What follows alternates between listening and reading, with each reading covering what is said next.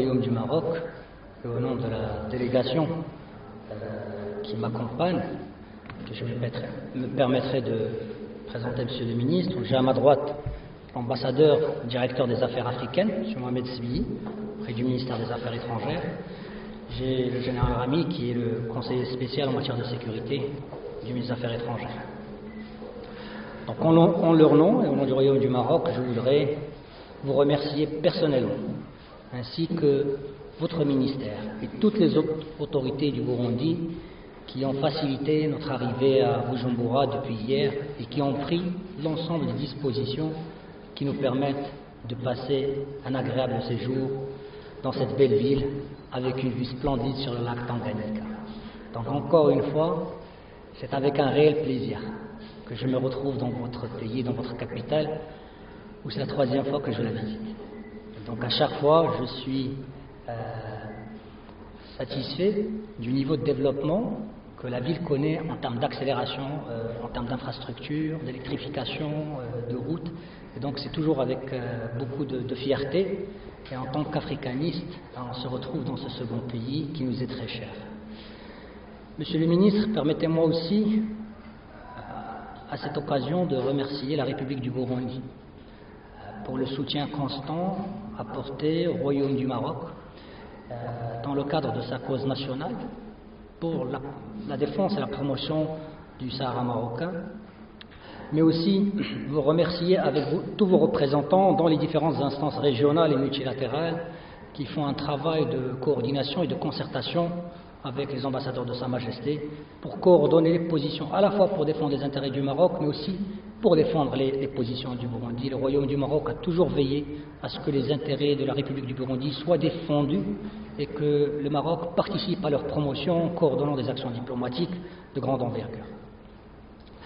Comme vous l'avez si bien dit, Monsieur le ministre, cette visite est très importante puisqu'elle doit donner lieu à une accélération de la dynamique de ce partenariat bilatéral qui lie nos deux pays depuis plusieurs années, puisque, tout d'abord, nous permet d'annoncer officiellement la décision prise par les hautes autorités du Royaume du Maroc d'ouvrir une ambassade résidente à Bujumbura, avec dès la semaine prochaine l'arrivée d'une équipe technique qui va œuvrer et travailler pour installer et mettre en place ce poste diplomatique de grande importance dans cette région d'Afrique de l'Est.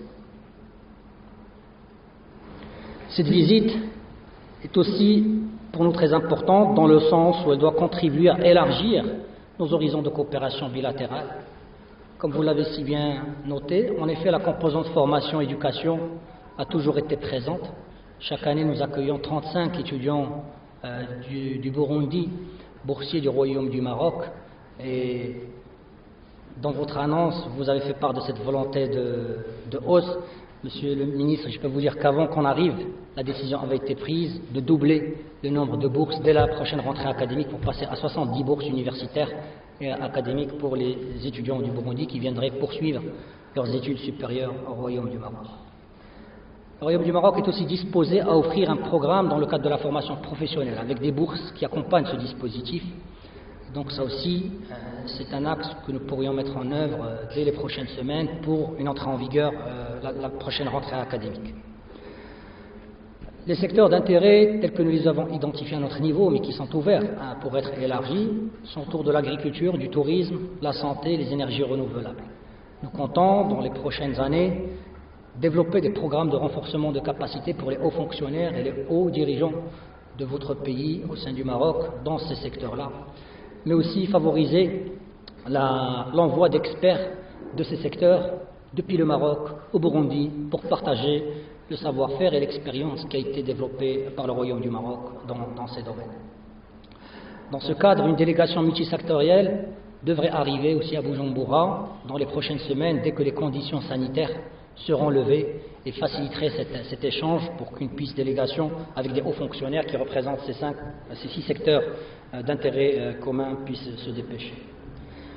Aussi, Monsieur le ministre, comme vous l'avez formulé, nous sommes convaincus que le renforcement de ce partenariat bilatéral, tel qu'aujourd'hui, il reflète cette amitié entre nos deux peuples qui, au niveau diplomatique, qui bascule dans une dimension économique plus importante. Et donc le secteur privé marocain se mobilisera.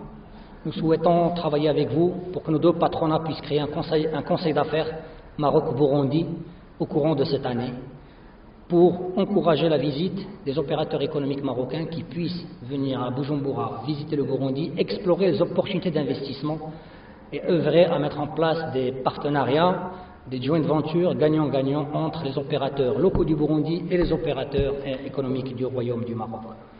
Une délégation économique viendrait au courant de cette année 2021 au Burundi pour qu'aussi, dès l'année 2022, nous puissions organiser un forum économique Maroc-Burundi ici à Bujumbura avec la participation des opérateurs économiques qui viendraient du Maroc et aussi leurs confrères et consoeurs ici à Bujumbura. La commission mixte sera reprogrammée dès l'année 2022 ici à Bujumbura ou au Maroc à votre convenance. En tout cas, nous devrons travailler cette année, nos deux ministères, pour pouvoir préparer une série d'accords qui permettent d'accélérer cette dynamique. La dimension économique est importante, il faut qu'on travaille des deux côtés pour que nous puissions avoir des accords de non-double imposition qui entrent en vigueur, qui soient ratifiés cette année, qu'on puisse avoir un accord de protection des investisseurs des deux côtés. Et donc, c'est des frameworks qui sont indispensables pour accélérer et faciliter le développement de projets économiques. Enfin, sur la composante sécuritaire, le conseiller spécial, Monsieur le ministre, vous en parlera par la suite en tête-à-tête sur ce sujet-là. Mais en tout cas, le Royaume du Maroc est disposé à partager toute l'expérience et l'expertise qui a été construite, que ce soit autour de l'échange d'informations, soit des méthodes pour combattre le crime organisé, le trafic illicite, les routes mafieuses, etc. Donc il y a toute une série de thématiques sur lesquelles le Maroc a réussi à développer une expertise à l'échelle régionale et internationale. Et donc nous sommes disposés à accueillir des délégations dans ce domaine au Maroc, mais aussi à envoyer des délégations ici. Donc encore une fois, Monsieur le ministre, je voudrais vous remercier à titre personnel, aussi saisir cette occasion pour vous faire part de l'invitation de votre frère, le ministre Nasser Bourita, qui se réjouira de vous accueillir à Rabat dans le cadre d'une prochaine visite bilatérale cette année. Et les dates seront choisies par vous, donc nous sommes disponibles, Monsieur le ministre, à vous accueillir avec vos équipes.